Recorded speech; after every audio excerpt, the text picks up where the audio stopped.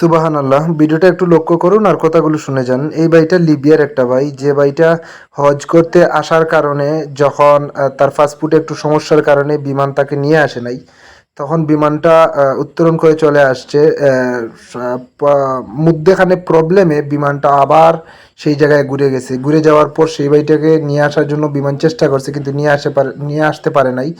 পরে আবার বিমানটা চলে আসছে। চলে আসার পর আবার ত্রুটি হয়েছে বিমানে, আবার বিমানটা ঘুরে গেছে। ঘুরে যাওয়ার পর এইভাবে ৩ বার যাওয়ার পর অবশেষে পাইলট বলছে যে এই বাইটাকে না নিয়ে আমি বিমানটা আর উত্তোলন করব না।